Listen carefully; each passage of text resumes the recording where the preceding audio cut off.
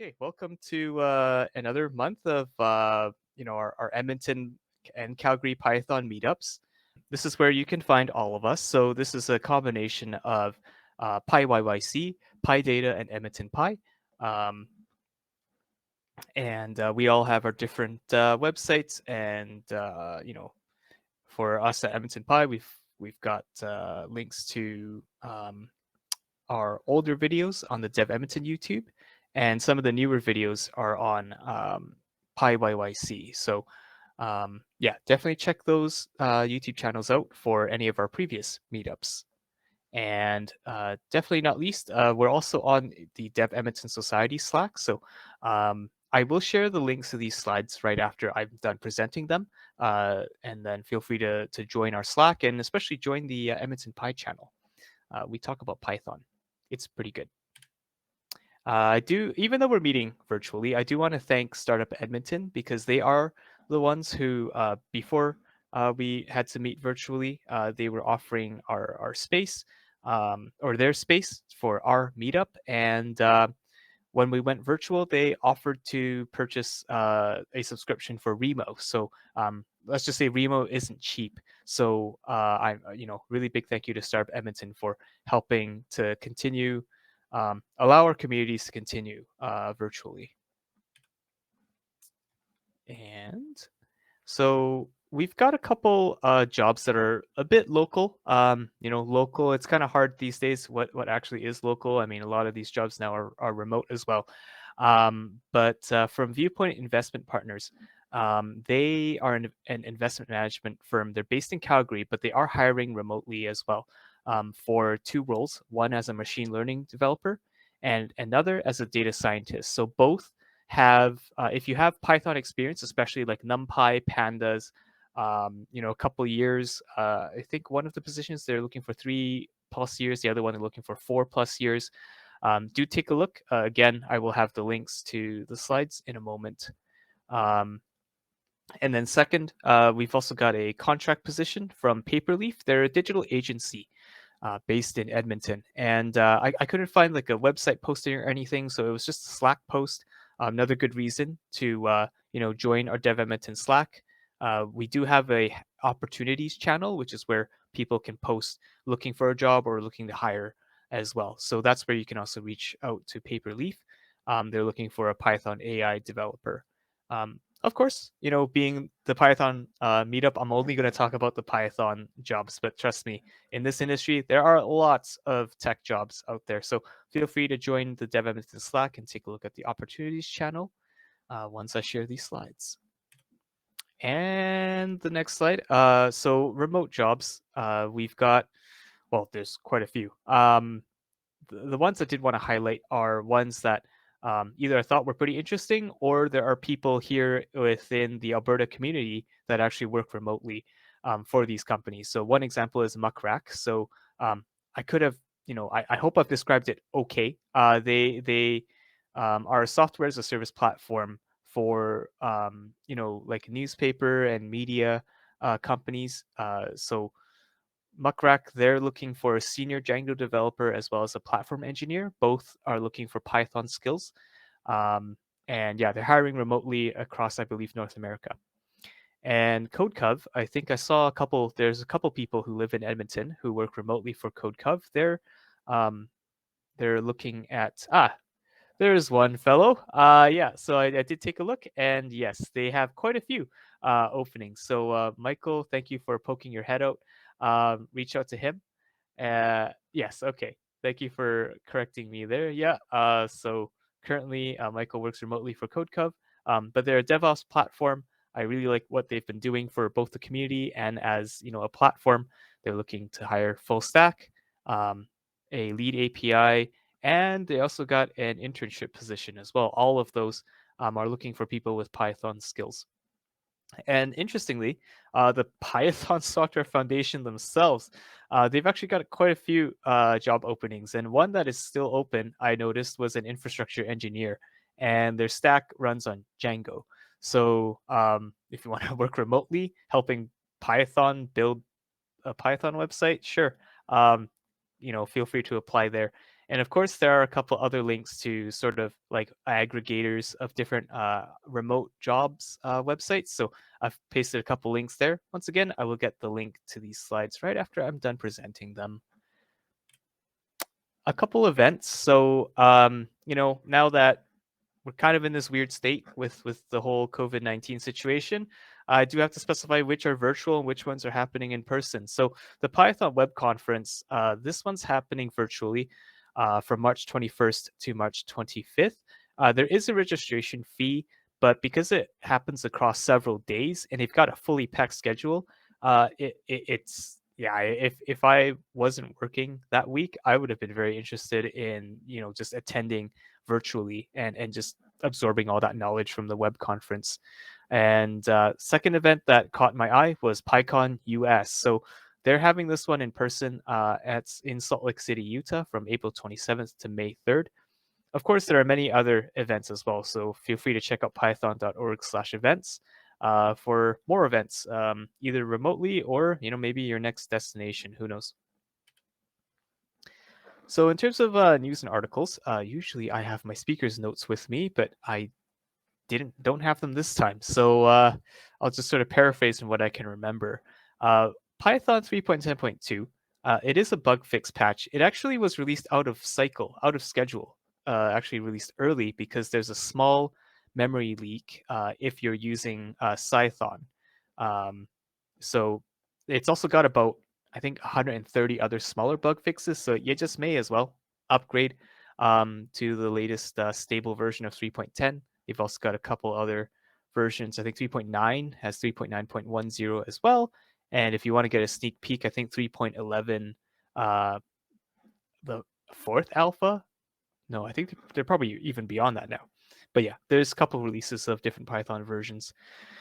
So because we haven't met in a while, there's Django 4.0.3 that was released most recently at the start of March. But in between the time since we last met, Django 4.0 became the public release, and I think that's a big major release because they moved away from PyTZ as the default module for your time zone information and like date time offset sort of logic. Now they're using zone info, which I believe is now part of the Python standard library with starting from Python 3. So Django is moving more to kind of try to take on the first party sort of open standard stuff. Even though PyTZ really was a very venerable library for a very long time. So do take a look at the new version of Django. Spoiler alert, upgrading Django versions is usually actually quite doable. It's when you move from major versions that obviously there might be some breaking changes, but yeah, do take a look at the release notes. I like that they also break down what's been deprecated and what is going to break. So yeah, Django's holding your hand to a reasonable degree. And in terms of podcasts, one that caught my eye is Talk Python episode 353. They've actually gone past that. I think they're on like episode 356 now.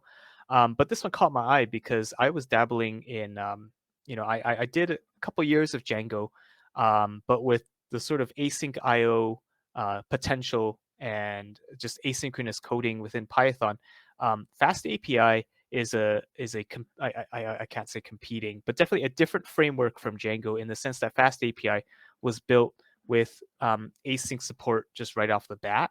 And one thing I didn't quite like about learning Fast API wasn't Fast API itself. It was the fact that I had to leave my familiar world of Django ORM and use something called SQL Alchemy. And I'll just say, I'm sure SQL Alchemy is really good. It's just the learning curve there. Yeah, just couldn't handle it. So SQL Model is a library that was developed by the maintainer of the Fast API framework. And SQL Model is trying to be a bit more of an ORM that I'd maybe try to take a look at and not feel like I'm learning something, that's going to be outdated or has some really old-fashioned concepts. I think SQL Model is taking on SQL Model is definitely taking on some really good idioms and not trying to abstract away too much of SQL, because I still think the SQL language, like people, my opinion only, but I think that you should just know your basic SQL because it helps you to debug your ORM queries and form efficient ORM queries anyways. So yeah, definitely listen to Talk Python 353 because they're talking to the author of SQL model itself and how it came to be and all that. So our second talk is by Jeremy, and it's titled Python, Ukuleles, and Music Theory. So I'm excited to kind of see how Python is able to solve a very, niche, personal, problem. So I'm definitely really looking forward to not only getting the demo, but also just kind of understanding the story. Jeremy, yeah, we'll definitely talk about that, and I'm looking forward to that talk as well. Hello, everybody. Thanks for having me, and thanks to Asha for a great talk on so many deep areas of what makes seniorness in a software development life go. That was a great talk. Who am I?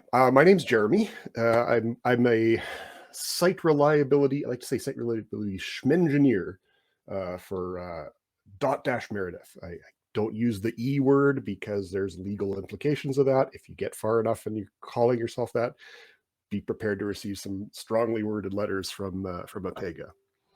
What do I do at Meredith? So Meredith is a digital publishing company.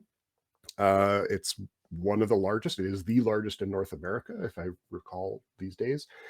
You may know us for such websites as Serious Eats, Investopedia, and more recently, People Magazine, Entertainment Weekly, a lot of really major, large-scale websites that lots of people use, millions and millions of people use every day. And I work in, as of this month, I'm starting as a leader of a team for resiliency, which is sort of focused on how do we provide the tools and the processes that will let other people make all these websites keep running continuously without any major outages.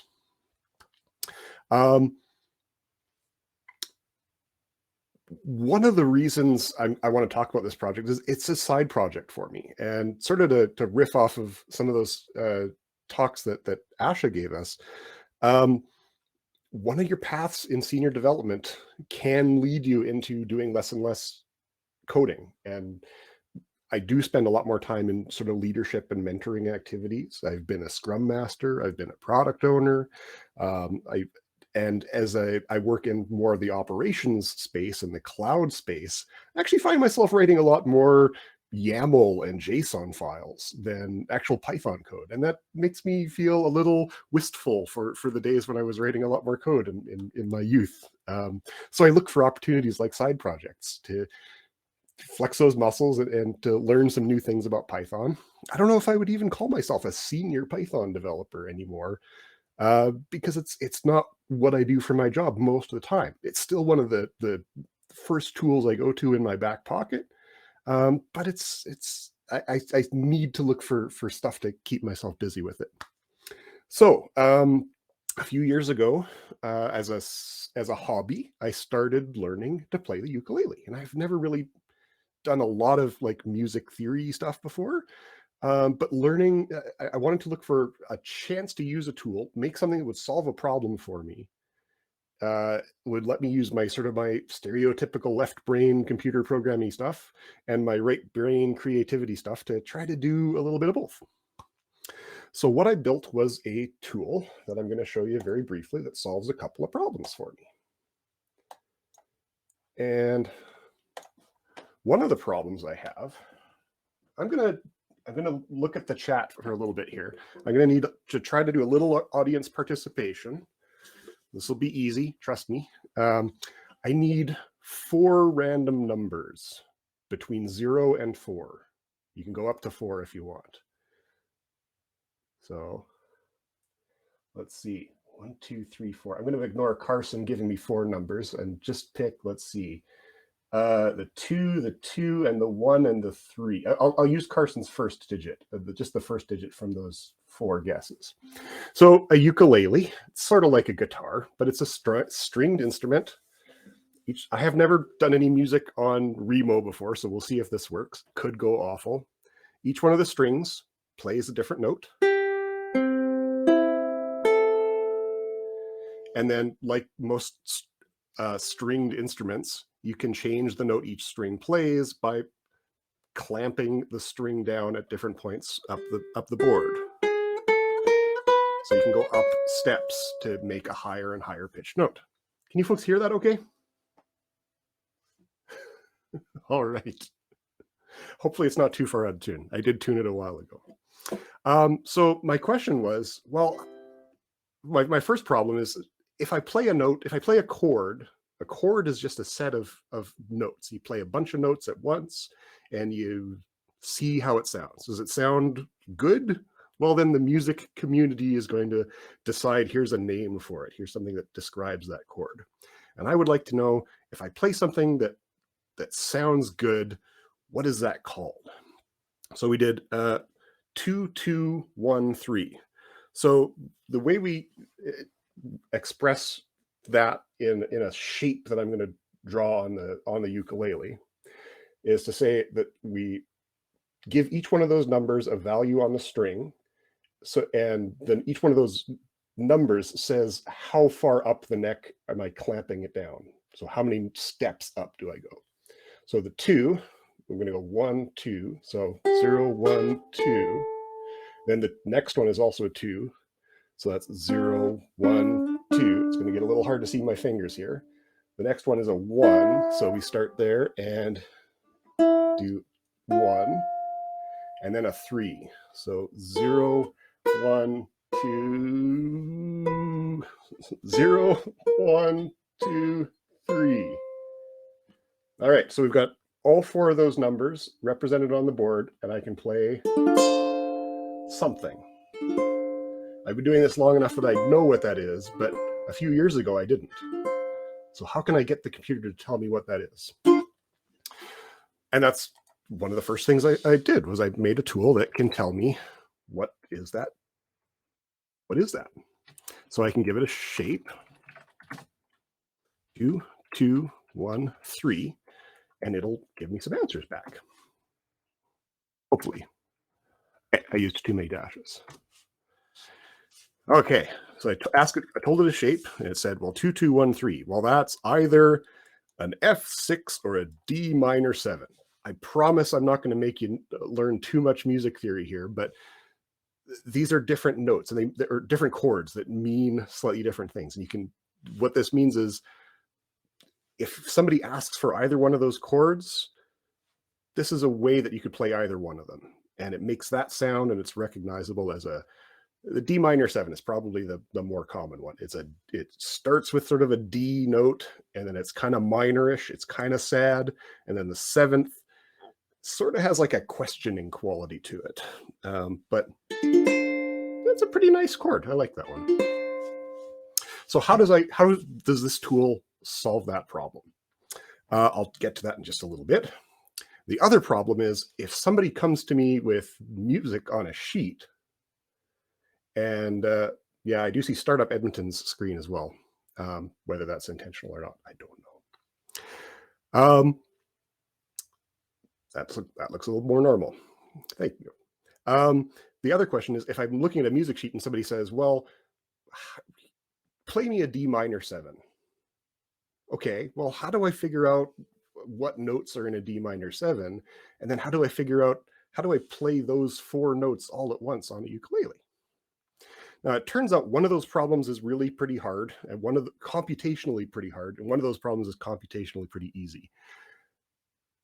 The asking it what kind of, for a particular shape, for a particular set of positions on the fretboard here, asking it what the chord is, that's actually pretty easy. So I'll do that one first, and I'll walk through what I did here. And this is where I might make Asha cry a little bit.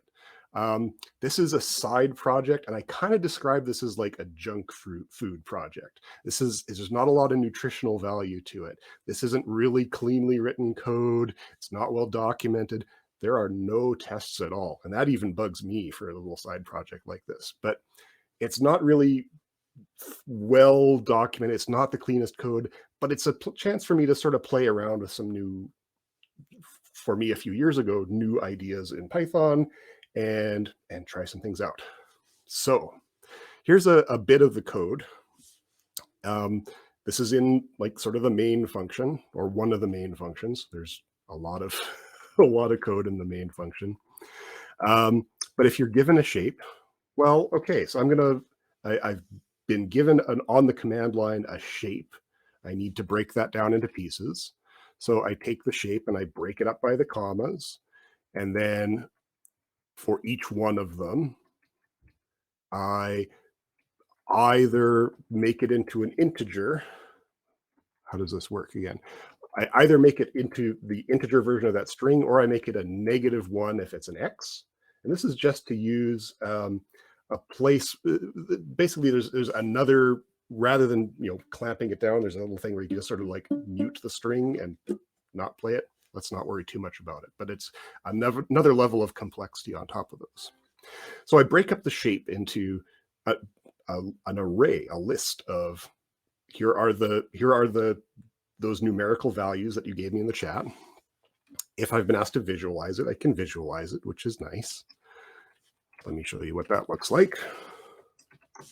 I can actually have it print out using some Unicode box characters, what that shape on the board looks like. But that's again all icing. So if I take, this is a long line of code with a lot of density to it. This is one of those things you should avoid as you get into senior development. I take the tuning. So I have an argument in my parameter that says, how is this thing tuned? And I happen to know that this ukulele is tuned, like most of them, as a G, a C, an E, and an A. So I take those 4 notes and pass that into a function called getShapeNotes. And that tells me all of the notes for that. I can jump into what that looks like a little bit.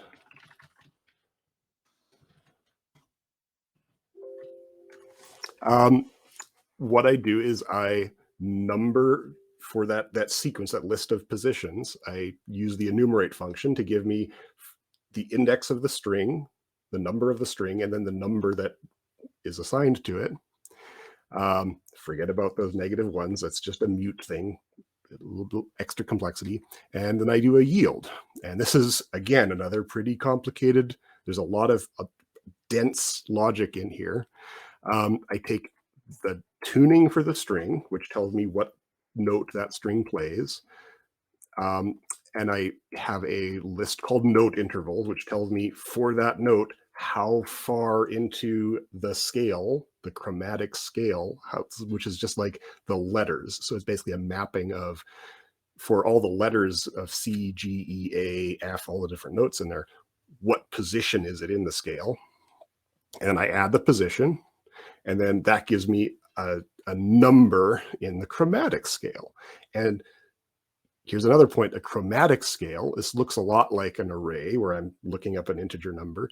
It's an extension of an array that I've made. So if I look up what the chromatic scale is, it's what I call a circular list. And a circular list is just an object. It's a class that extends a list. And all it does is it says, if this list has like 8 items in it, or 12, there are 12 notes in the usual Western scale, it's just going to say, if you ask for one of these items, just do a modulo on it, find the remainder. And that means that if I ask for the 15th list item out of these 12 items, it's going to loop around to the front and pick up the 3rd again. And that's just because the musical scales go in these circles. So this gives me a really easy way to look into how that scale works and look up those notes when I'm doing arithmetic on them. If you've done any ring theory, this is basically like ring mathematics, where if you add a number to it, you come around to the other side. So back to this giant chunk of code at the bottom here.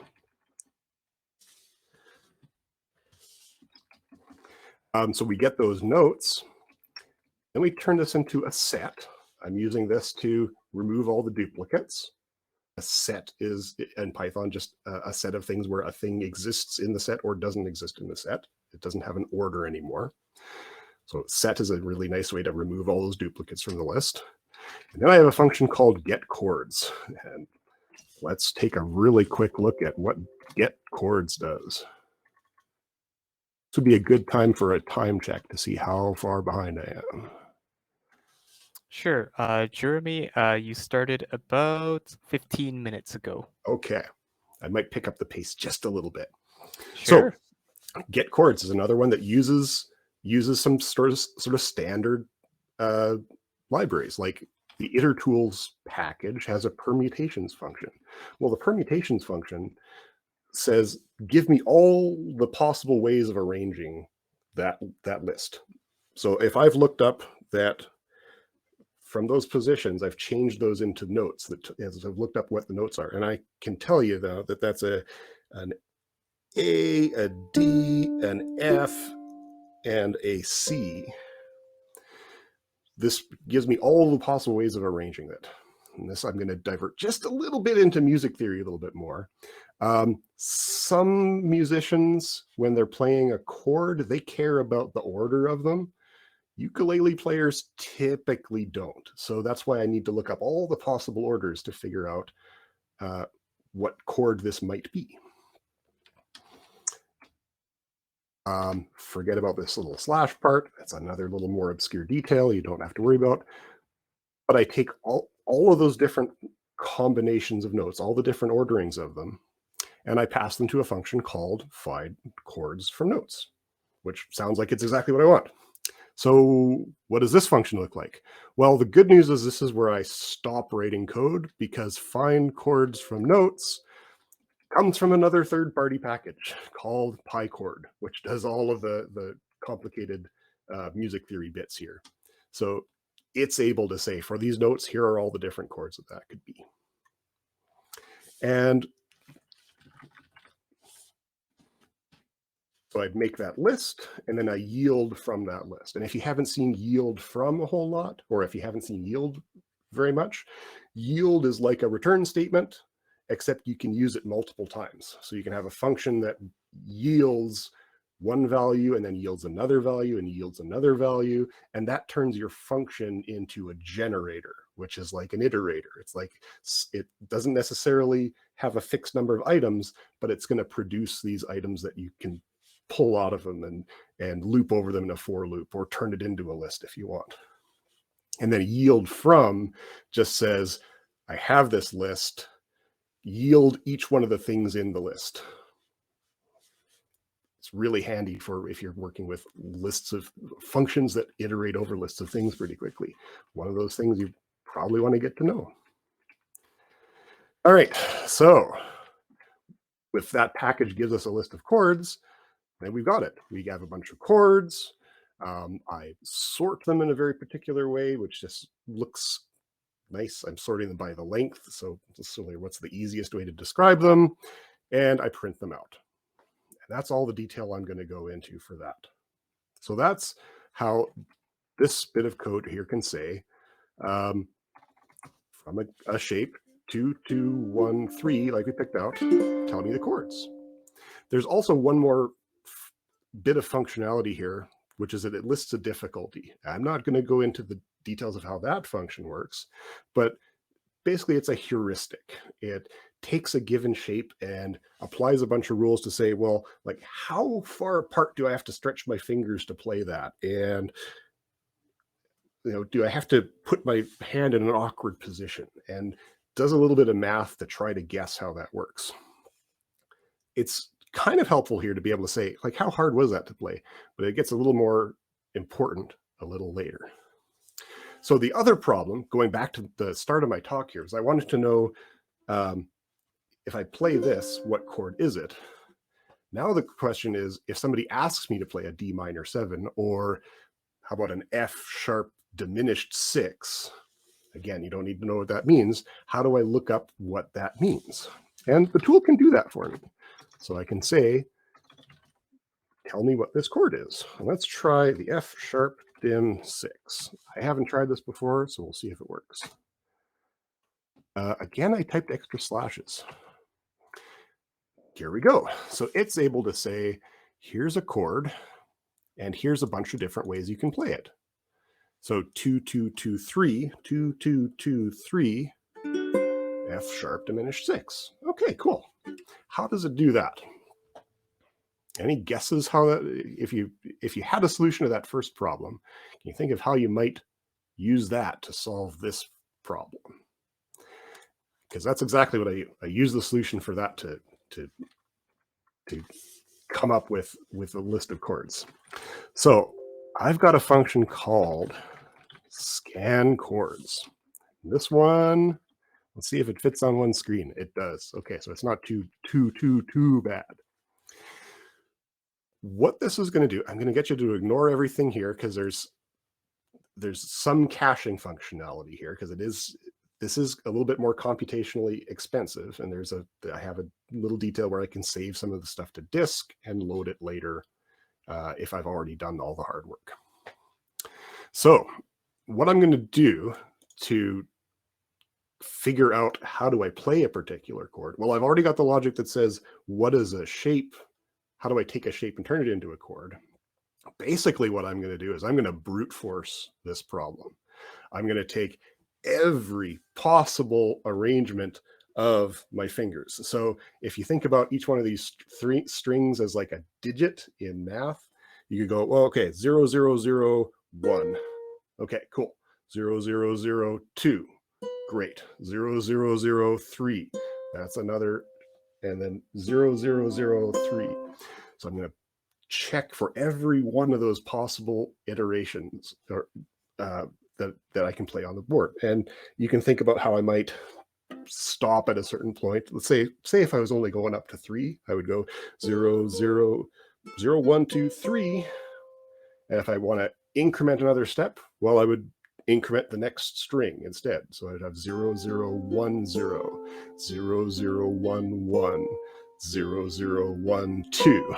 I'm going to try every single possibility of how that work goes. I'm going to build a map of that. So how do I get all of those different shapes, all of those possible combinations? Well, I've got a function called getShapes that gets me all of the shapes.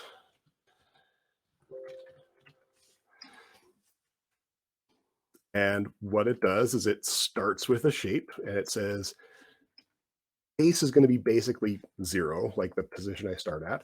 If I'm doing the mutes, it might be negative, but it's almost always just a 0. So I take that list of a single 0, I multiply it by the number of strings I've got. Side note, this tool can work with guitars and things that have a larger number of strings or even a smaller number of strings. There are instruments that have smaller number of strings too. And then I'm going to check as long as, what do I have here? I'm going to check that the shape actually has something in it, because there are some, if I'm just muting all of them, that's not really a musical thing. And I also have that that function that gets the shape difficulty, and I alluded to that earlier. And this is just an optimization I have in place to say, I've got a maximum difficulty here. If playing that shape is really, really hard and I have to stretch from this fret on this string to this fret on this string, it's basically impossible. There's no point in even trying that, so just don't worry about it. So if that shape that I've come up with is okay, then I yield it. I turn it into a list and I return it. And then I increment it. And that's where I do that little bit of math to say, go through each one of the strings and iterate the lowest one. And then if it carries over, take the one you carry over to the next one and turn that into the next shape to increment it, to think about that number going up by 1. So that gives me all of the possible shapes that I could possibly come up with and possibly play on this thing.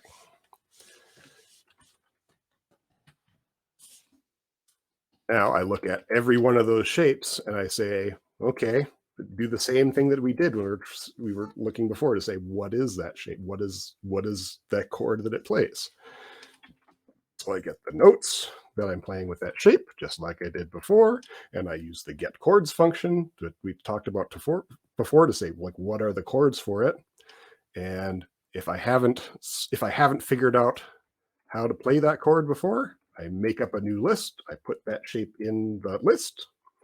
And if I've already figured out a way to play that chord before, then I add this. Here's another shape, another way of playing that chord, because there might be multiple ways of doing it. And in fact, if I look back at when we ran this, when I said F sharp diminished 6, it gave me 1, 2, 3, 4, 5, 6, 7 different ways of playing the chord. There's a lot to that. So that scan chords function takes this chord shapes dictionary and populates it, fills it in with a map, which is that reverse index of all of the shape to chord mappings. It reverses it and gives me a list of chord to shape mappings, which is exactly what I need to solve the problem of figuring out how do I play a chord. So how do I actually use that? If I'm going to look again at just a part of this code, if I'm asked, if my user is asking me for a chord, then I call scan chords to generate that mapping. And if I didn't find the chord I was asked for, I print out a good message and I do a little bit of optional filtering options. And then I just say, well, for each one of those, well, let me skip ahead here, or not skip ahead. I'm going to sort that list of shapes by the difficulty. And that says, well, I've got this function that gives me some kind of a number for how difficult it is to play that shape. Just sort it by that so that the easy ones to play come up first. There's rarely a case where my go-to way of playing a chord is going to be the hard way of playing it. Find me all the easy ways of playing it first. So it makes that list that way, in that order.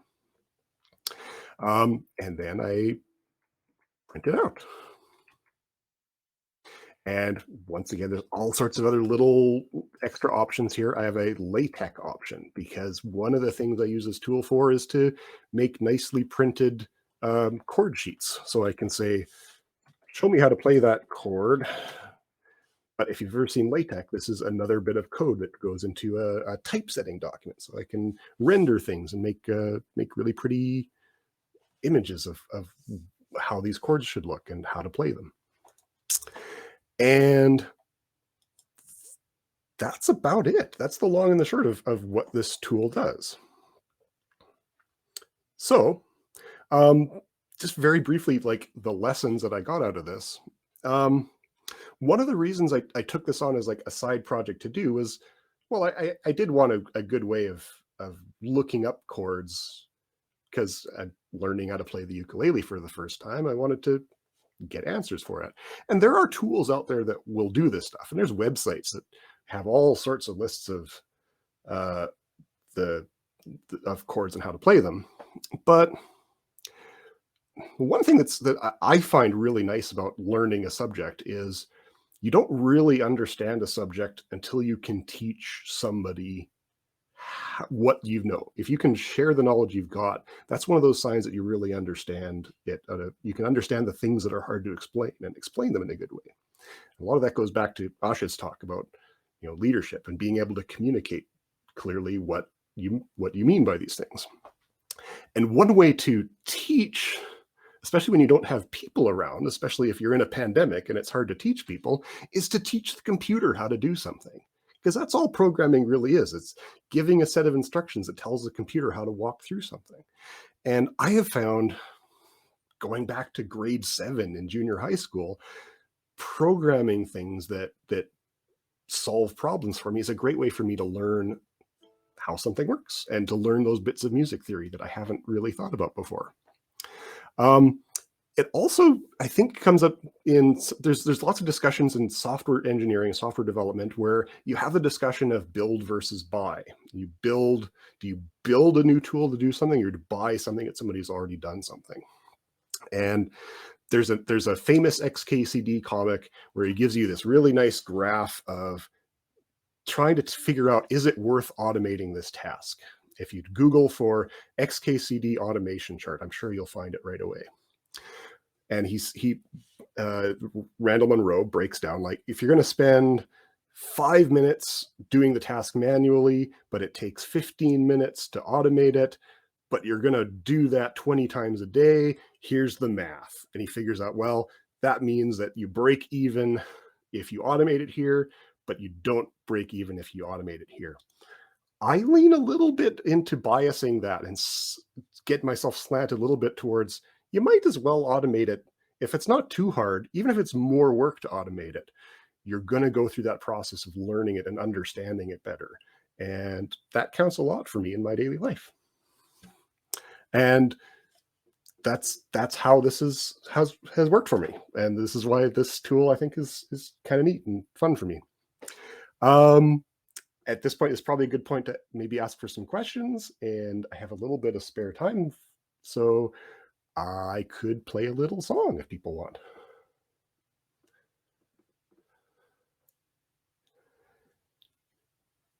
Do you want a minute to collect questions? I could play something really quick.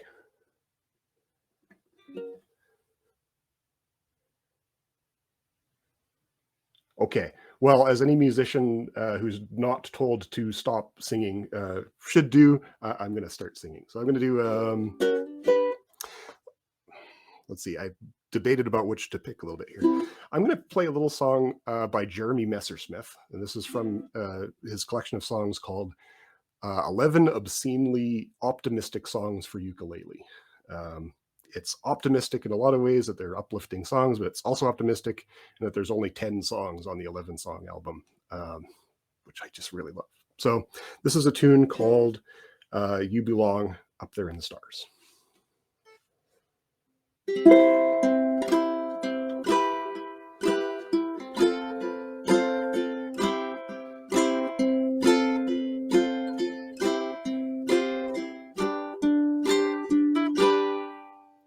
You were born deep inside a star, every atom forged in its heart. And when it died, it flew across the sky, becoming you and I and everything.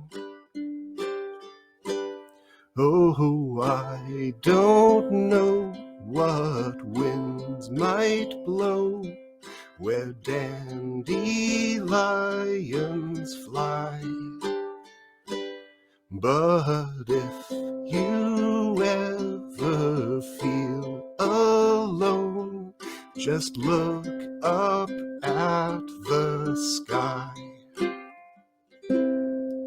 'cause you belong up there with the stars in galaxies so far, far away. And may all your dreams take you there when you fall asleep.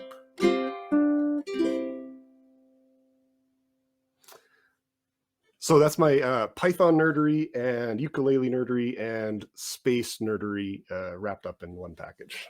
I hope you had fun. Oh my gosh. I think that's probably the first for EdmontonPy. It's being played out by a ukulele. That, like, we should invite Jeremy for all of our EdmontonPys. I would love to be played out after every meetup.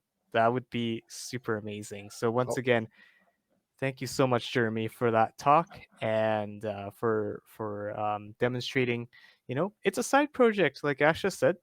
The code can be messy. Usually, you're the only one looking at it, but I'm also grateful that you're willing to, show us, what you have written here.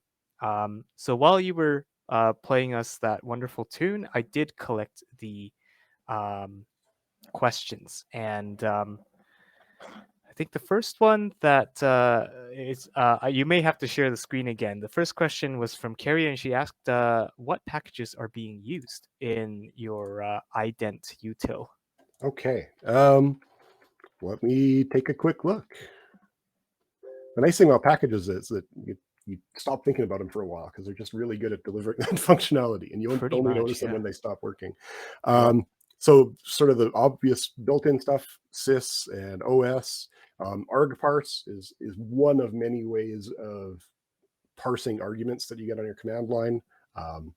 Click is another really good alternative to argparse. It does a lot of things a little differently, but there's all sorts of exciting things you can do with that. Pickle is a tool that Python uses for turning data structures. It's for serializing and deserializing Python data structures, which is how I'm taking this map of chord shape stuff and saving it to disk and reloading it later. It's not the most secure way of doing this. There's all sorts of security implications of that. And I used to do JSON for this, but it actually turned out to be quite a bit slower and quite a bit larger on disk. Itertools is a package that, broadly speaking, does neat tricks for iterating lists of things. So I'm using that for the permutations stuff to say, give me all the things in all the different orders. And then PyChord is the one other one that stands out. And PyChord is a really nice music theory library. So it's the thing that lets you say, for these notes, give me what kind of chord might it be, and what kind of notes are in that chord, and much deeper stuff than that that I don't even touch, but I've had a lot of fun using it. So great package. Right on. Okay, the next question, while we have the code open, Carson was wondering if, and if it takes too long, you can just say it's a library. He's curious how the difficulty is calculated in your script. Not well, is what I will say.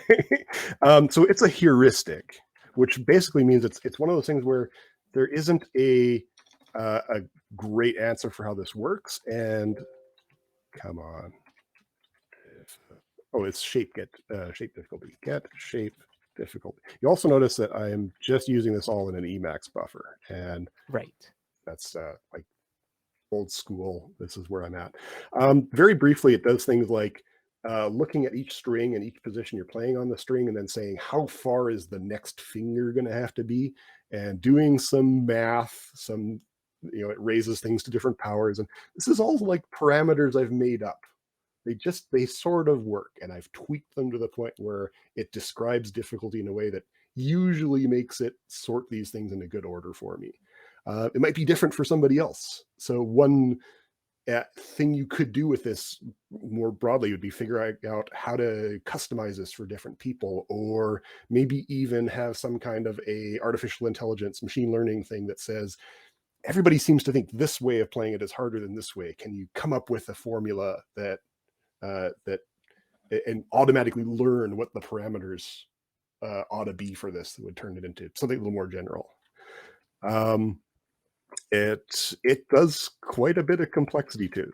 One thing it does is there's a lot of chords, a lot of shapes where you might want to play this string and then this string and this string and this string together, but using all of your fingers in different places like that gets really awkward. So it's pretty common to just say, block all of them off with one big finger and then put one more finger in another place. So it's trying to collect a bunch of technique for how you play a chord physically and turn that into a number.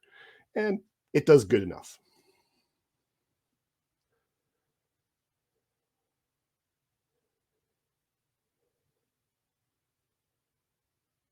You still there? Did I lose you? Oh no. Are you there? Uh-oh. Can you hear me okay?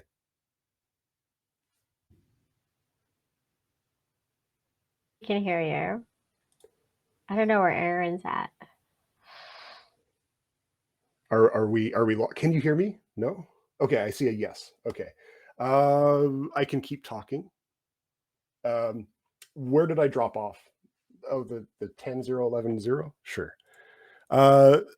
Actually, I've got that on the screen here. It's 10.0 11 0 10 0, difficulty 25.7.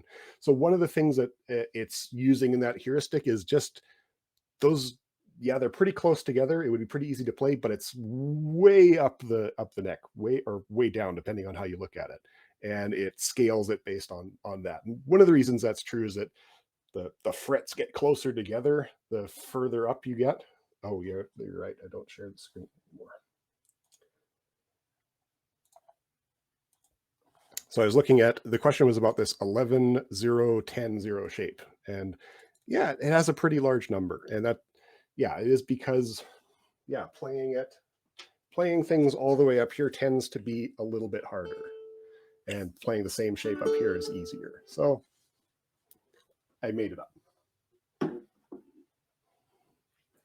How did you decide how to divide this into sections? Like the first section of the first problem and the second problem, or how did I divide my code up into different sections?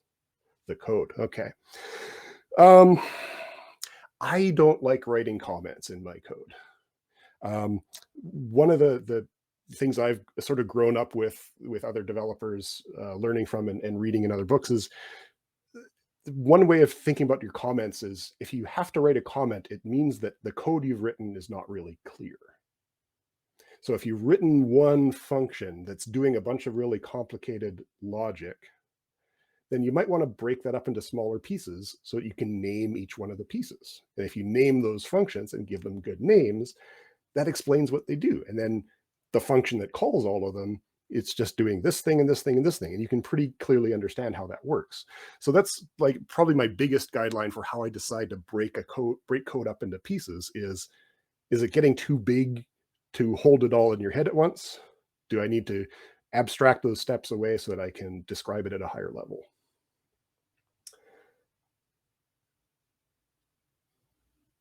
Questions about the editor? Yeah, Emacs. I don't know if people learn Emacs back in when I started my undergrad back in 1999, and I finished my undergrad in 2008. So there's a whole story there.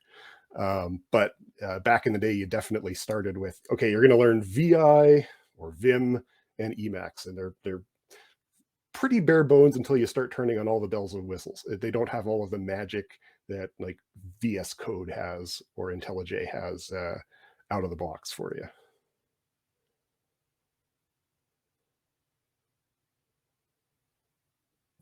Yeah. Yes, we won't go into the debate. No. I don't know if my mic is working. I can hear you. Oh, you can. Okay. Yeah. Remo must have just had a temporary hiccup there. Thank you both for covering there. Yeah. So in the Q&A section, let's see. Yes, they were asking if they could actually see the code that you use to generate those Unicode chords in the graphic, because I'm a lover of ASCII art.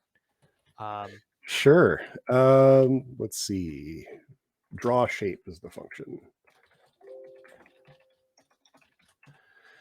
So it's not pretty because it's trying to come up with art. So it has a bunch of these different characters that say, here's the Unicode characters for what the top of the diagram looks like. It's got, how does this work? Wow, it's been a long time since I looked at this. So one of these things about writing clear code, here's a lesson in why writing clear code is important. You're going to have to read your own code later. And if you're going to have to read your code a year or two later and try to understand it, here's an example of how that gets pretty tricky. But basically it combines these characters to make the top and the bottom. And then it again iterates over the shape that's been defined. There's a little bit of logic for drawing the little marks. So to help people sort of stay grounded in where they're playing, most instruments will have little markers, sometimes at the third, but usually the fifth, the sixth, the 10th, the 12th, and other points, which are kind of important in music theory for all sorts of reasons I won't go into. But it figures out, okay, here's where I'm going to draw those, and it makes those strings. And then if the position is filled in, it replaces it with a dot. So it basically makes up that empty string with a bunch of lines of what iterates over those positions and then fills in the dots, replacing the blanks. There's one catch here, and this doesn't show up in this terminal for some reason. I'm using a different computer than I usually do. There's a concept in Unicode called a combining character, where one character, instead of just adding to the string, it modifies the character before it. And what it's supposed to do is it's supposed to draw like the Ghostbusters no symbol. So if you're not supposed to play the string, it draws that no symbol over something. It doesn't look right on the screen here. Trust me, it works in other places.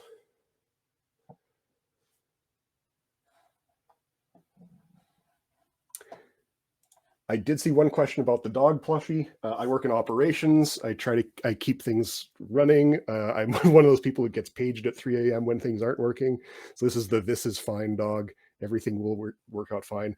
Topatico is a website that they work with webcomic artists, and he's a very important part of my home working team. Will this play a song when run?